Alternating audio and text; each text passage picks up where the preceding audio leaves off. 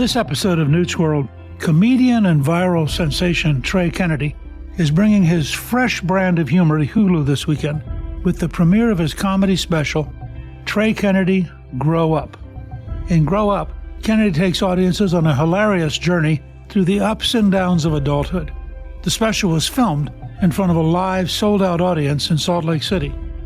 The family-friendly special dives into the universal theme of growing up, from navigating fatherhood to reflecting on his own upbringing, riffing on what makes him and his wife so different, and more, all while touching on the aspects that all of us could use in some growing up. Here to talk about his new special, and I have to say, this is a new one for our podcast, and Newt's World is very pleased to welcome my guest, Trey Kennedy. He is an entertainer and social media content creator, known for his unique ability to find humor in the everyday aspects of life. His new children's book, How You Got Your Name, is available now on Amazon and in bookstores everywhere.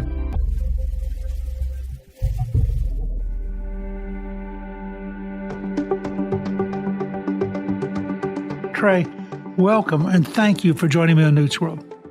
Thank you. It's a great honor to be here. Good to meet you, and thanks for the intro. Yeah. I've always admired comedians for the courage it takes to get up in front of an audience. I've tried occasionally in my life.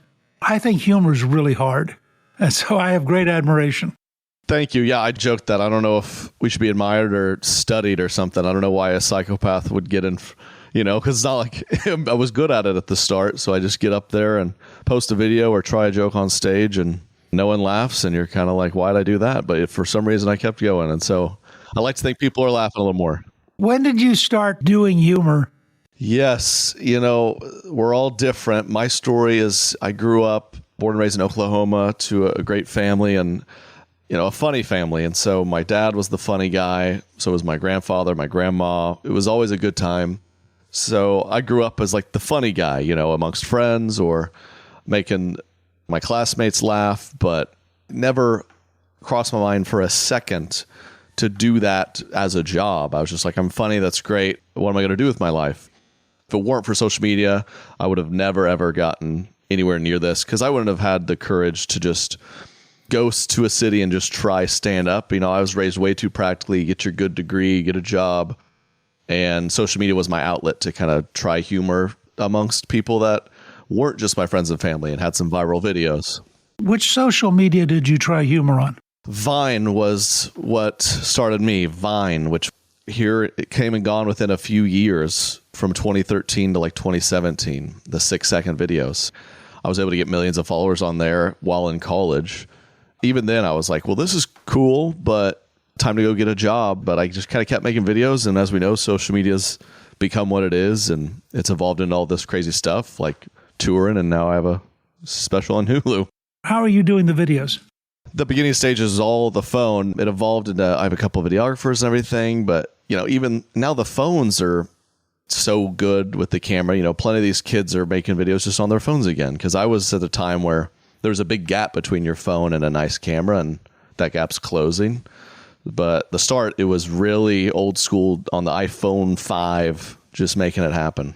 When's the first time you actually did humor for a job? I graduated college. I was making money through Vine, the app, and honestly enough where I could have paid rent and done that. But it was still very much like, how long is this going to last? Like, I need to find a career. So I was applying for jobs while making the videos. Couldn't really get a job. This is 2015 where I was trying to tell marketing agencies like social media is the future. And they were kind of like, whatever, and so that aged well for me, but I couldn't get like your typical job. I was like, forget it. I'm just getting an apartment. I'm going to try the video thing. So that was January of 2017 and had a little ups and downs, but it worked out and social media took off and I took off. And so I did a couple of your like corporate internships in college, which was my only cubicle 9-to-5 experience. And right after college, I just got going with comedy and been able to make it work. How did you get on stage? So I've been doing full-time social media content for 4 or 5 years at this point, millions of followers. And my manager, who's still my manager at the time, was, being a good manager. He's like, Trey, I think there's opportunity beyond this. You have this fan base. You could sell tickets. WME signed me, the talent agency, and they wanted to book some shows. And I was like, what show? I just make videos in my apartment. I'm a kid. I don't know what's going on. And they're like, we should put together a show. I was like, well, let me try it. They got me in the doors at a few comedy clubs where I could just try it and start doing 5-10 minute sets, which went about as well as you could think. But I saw the potential. I enjoyed it. So I kept at it. But my first times at a comedy club were an eye-opening experience. Come a long way. It seems to me when you're doing social media, the audience you're getting are people who've already pre-selected you. And now you're walking into a live audience, and some of them may like you and some of them may not get it. Social media has evolved, back when I was starting, now with these algorithms, the videos go everywhere. But 10 years ago, 6 years ago, it was very much like you see the people you follow's contents. And it feels less daunting in that way. But when you're just going up on stage and no one in that room's ever heard of you before, you learn really quick if you're funny or not, for better or for worse. I mean, that takes a certain kind of courage. I don't know. To this day, I don't know, because I grew up very, very shy. So I was funny once we were good friends, but I was kind of a shy, reserved kid, and that's still very much in me. And so I'm not one of these crazy people who's like, I love being on stage. It's my happy place. Like, it's very scary for me. I feel like I've been given a gift. I've gotten better at being on stage, but my girlfriend at the time, my now wife, supported me to just get up on stage and do that first set. Thank God the first one wasn't a total disaster, so I was able to keep going. But it's the scariest. We have a comedy club in Naples that we've been to.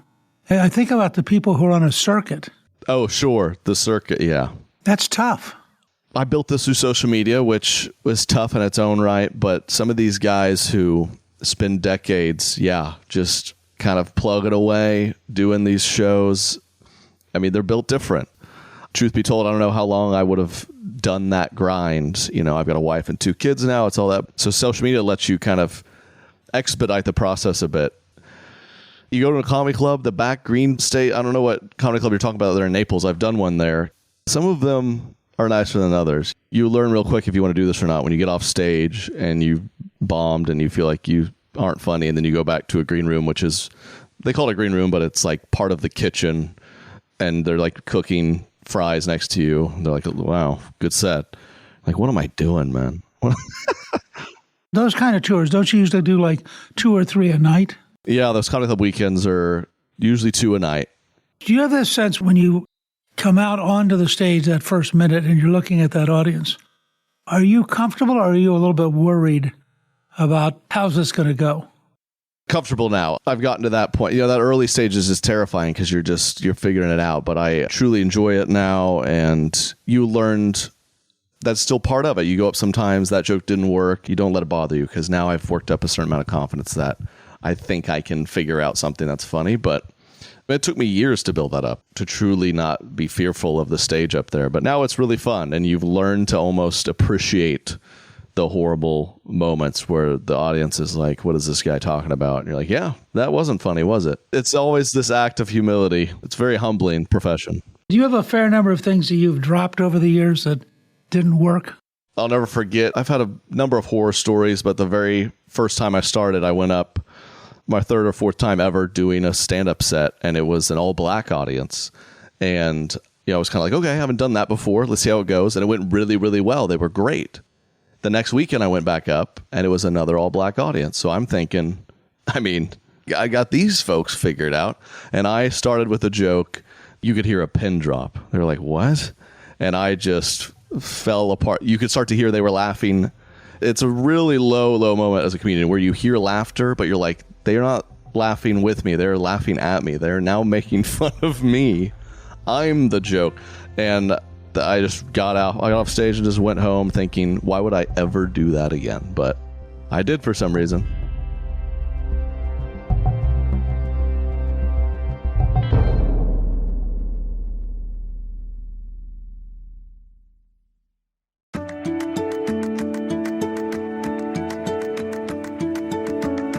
I tried humor in high school, and at one point, my fellow classmates were not very kind and were throwing pennies at the... Yeah, that's old school there. Just pelt you with pennies. That's right. I was just thinking, this is really bad. Yeah, no, I guess that's a good thing everyone's got Apple Pay now. They can't chuck their phones at me. I was surprised, given how busy you are and how much that you actually are becoming a national figure as a comedian. But you're also, as I understand it, at Oklahoma State getting your MBA. I did already. Yes, I did already. That was as I was doing those videos, kind of still. I had great parents. My dad was a businessman, so he really encouraged me, and he could see maybe the opportunities. My mom was your classic, like, you better get a 4.0, you better stay on it. So she was always like, better do your homework, quit these little videos. What good's that going to do? So they, in a good way, they pushed me to always have okay, but just keep. So I stuck around and got my MBA, which sounds impressive, but to be honest, I was just kind of like, I don't know what else to do, so I'll just keep doing school. Did studying business in that sense help you? I think it, no question, helped me in certain ways in terms of business, but I think the best thing it did for me was just, and my undergrad was great, it was fun, I did fine, but my MBA was my opportunity, I felt, to really grow up. Shout out to the special on Hulu, but I took that a lot more seriously and made straight A's and went to every class.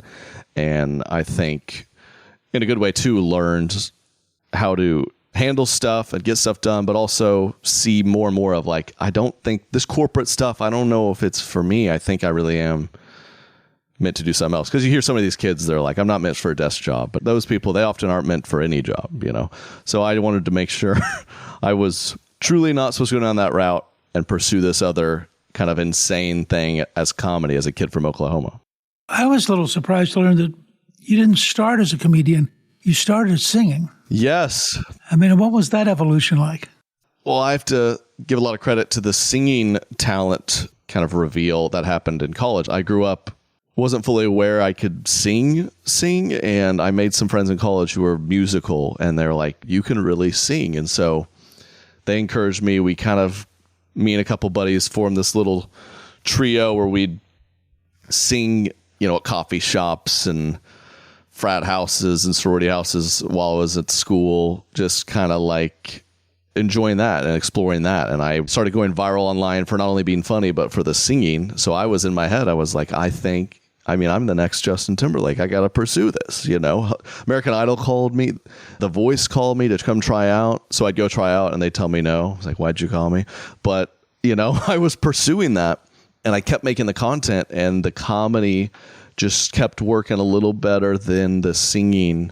And when it came down to it, I felt like comedy suits me better anyway. So I pursued that. But the singing in the special, I do some comedic singing because I enjoy it so much. So it's fun to be able to blend the two. You began doing these viral videos. You did one on kids' names called Roll Call in 10 Years, which has had almost 6 million views. Did you expect anything like that reaction?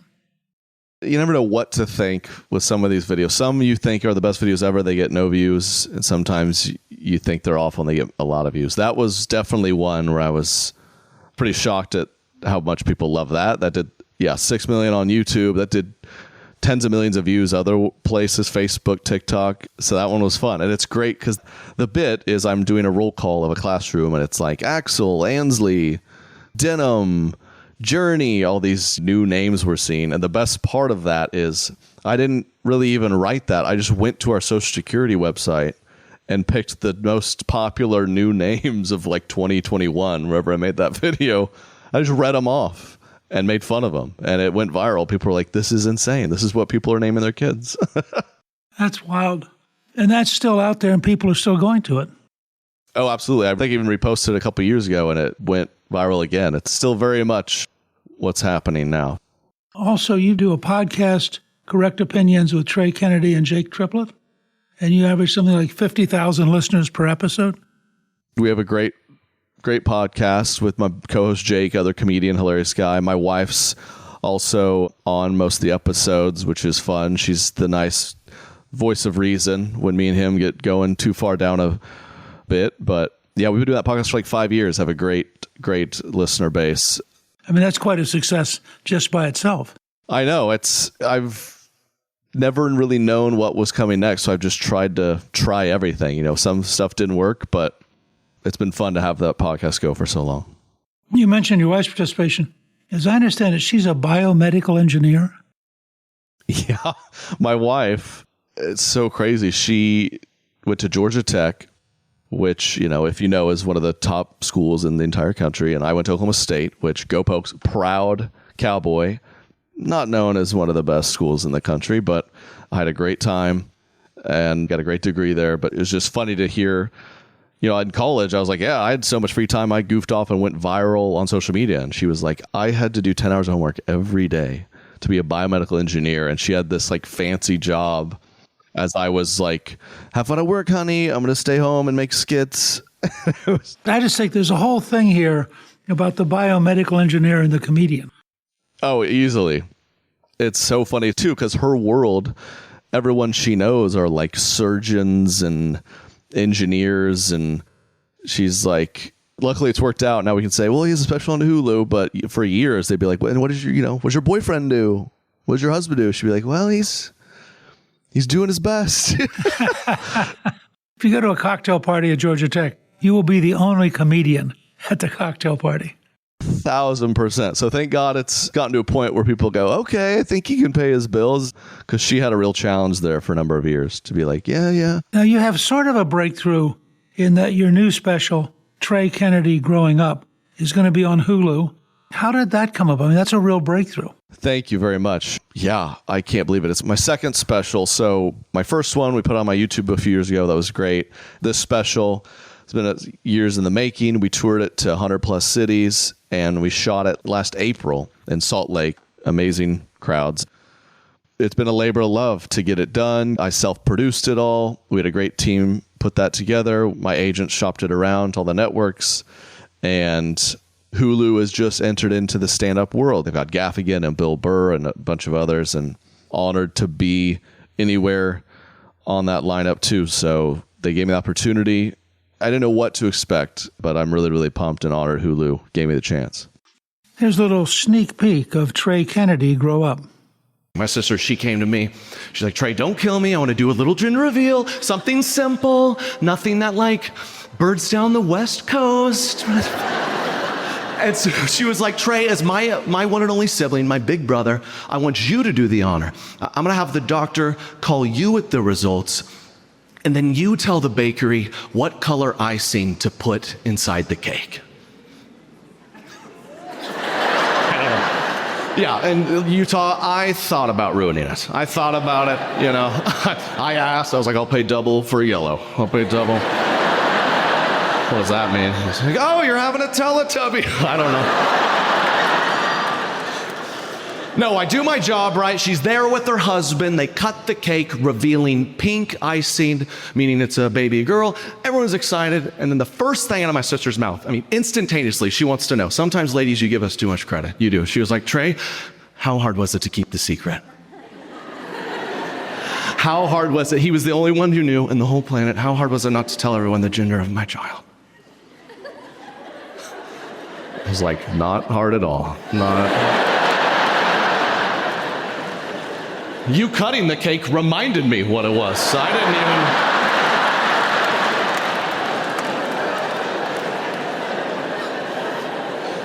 even... No one was more surprised than me.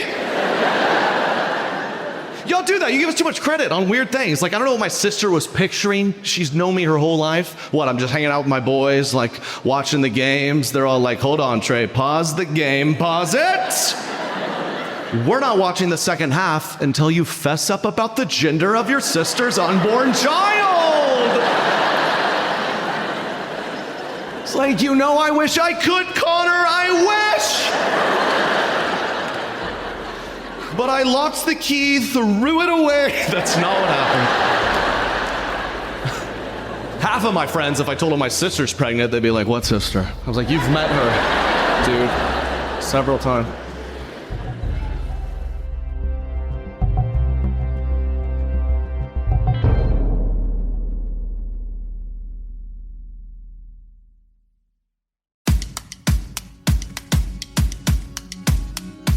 I would think that writing a special where it's going to be locked down, it's going to be there permanently, and it has to fit into certain time parameters, is different than just doing stand-up.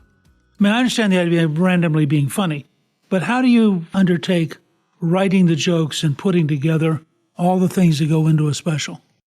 I do plenty of writing in my office at home, and so much of my life where, that pops in my head, I write down a note. And I think in the early stages, it's really just getting on stage and trying out stuff and like, okay, that wasn't funny. I'll work on that, or that's not worth doing again, or okay, we got something there, let's work on that. And those early stages, you're kind of just doing these shows and putting together an hour on the stage that's funny. And then as you tour around, I started to see this theme of, I became a dad, so I talked a lot about that. And I wanted people to get to know me more, so I talked about how I grew up. And I like to make fun of people and tell them to grow up. So this idea of grow up, I saw a vision. And as you prepare for the special, I think it becomes less of like, let's just be funny every night, and really more precise, like, all right, this is what's going to be printed and live on forever. It's time to really technically put this together, tell the story, and I guess be happy with the final product that's going to be edited and put out for the rest of the time. You do that in front of a live audience, right? Oh, yeah. Salt Lake, beautiful hall there in Salt Lake, Bravenel Hall. And we had 2 sold out shows, 2,500 people each. They were awesome. It was great. The Mormons, they love a nice, clean, white comedian. It was funny. One of the times we shot, the funniest part was I'd have this one punchline where the joke's about drinking alcohol. I won't ruin it, just watch it. But it was funny because I said that. And Mormons, famously, they don't drink a drop of alcohol, right? So it was like, that's a joke I'd done 100 times, got a huge laugh. And there in Salt Lake, they were kind of like, I was like, guys, really quick, listen, I get it. We are taping this, so I'm going to say it again and just laugh for me. So I will be honest, everything's 100% authentic. But on that one, I said, just give me a laugh, all right? Because I need it. I mean, in that sense, if you're shooting a special like that, could you imagine doing it without a crowd? Sadly, I kind of can because of COVID. I did a couple virtual comedy shows, or I did even one kind of like live stream comedy show, which was a mistake. I shouldn't have done this. We were all so bored and nothing to do. So it was like you could watch online as I did a show to no one. You could watch it virtually. And that was like you said, it really stand-up really shouldn't be done unless you have people in the room that are feeding off the energy. But do you find out you need the feedback from the crowd to sustain the momentum and to sustain your adrenaline? I think you can kind of do it, but yeah, I think stand-up's really, really fun in that regard where there's not much else. With music, it's like you can kind of play music anywhere and that's great, but stand-up really is this medium where it's you and the crowd. You're both involved. You talk to them, you listen to them, you react to them.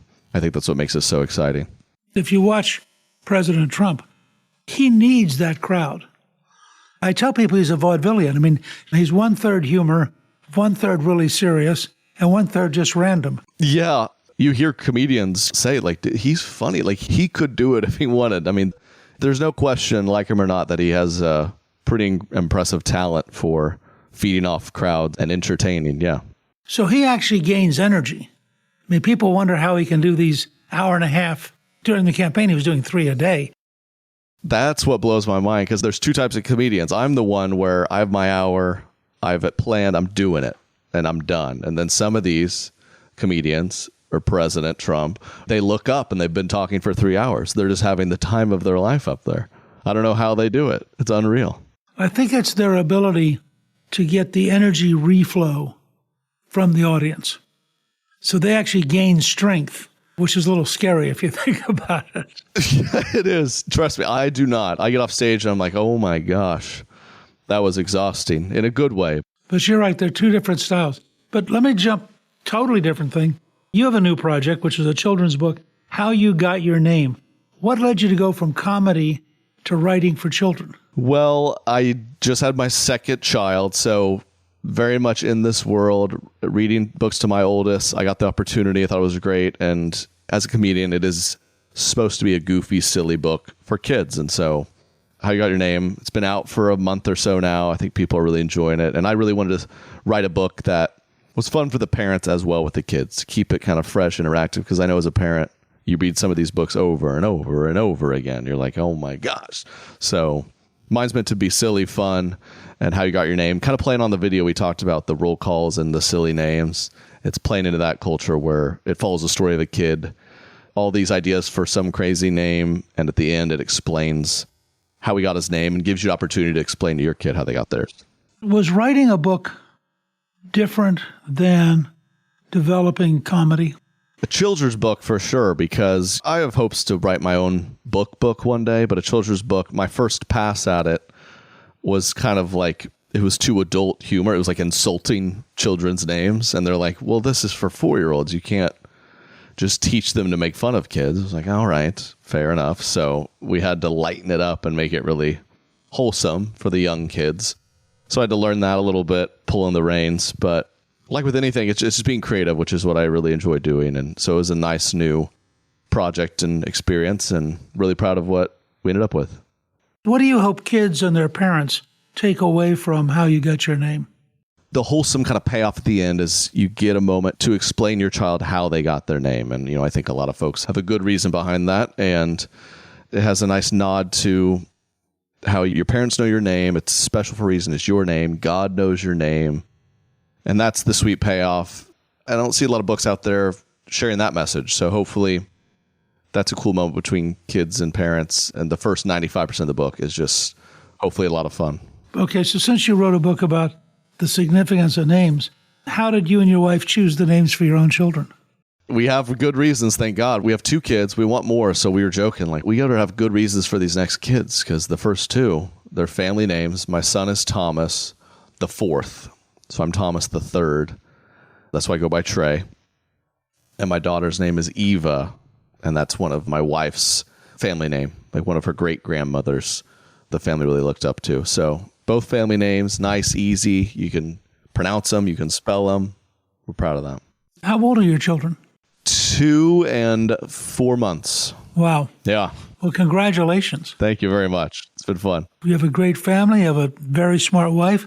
And you have a special on TV. I mean, life's pretty good. Life's very, very good. I'm blessed. I graduated college about 10 years ago, and I would have never, ever guessed any of those things to be true. So very fortunate, very grateful. We talk a lot about cheerful persistence, and you're a pretty good example of it. Thank you, sir. I really appreciate it. I want to thank you for joining me. Your new comedy special, Trey Kennedy, Grow Up, is available to watch on Hulu now, and your new children's book, How You Got Your Name, is available now on Amazon and in bookstores everywhere. We're going to feature a link to buy it on our show page, and I want to let our listeners know they can keep up with all you're doing, which is a lot, by visiting your website, TreyKennedy.com, or by following you on any of your social media platforms. This has been a lot of fun, and I really appreciate you doing it. Thank you. I had a great time. Thanks for having me. It's great to meet you. I really appreciate it. It means so much. Thank you to my guest, Trey Kennedy. You can get a link to watch his new comedy special, Trey Kennedy, Grow Up, on Hulu, on our show page at newtsworld.com. Newt's World is produced by Gingrich 360 and iHeartMedia. Our executive producer is Garnsey Sloan. Our researcher is Rachel Peterson. The artwork for the show was created by Steve Pendley. Special thanks to the team at Gingrich 360. If you've been enjoying Newt's World, I hope you'll go to Apple Podcast and both rate us with 5 stars and give us a review so others can learn what it's all about. Right now, listeners of Newt's World can sign up for my 3 free weekly columns at gingrich360.com/newsletter. I'm Newt Gingrich. This is Newt's World.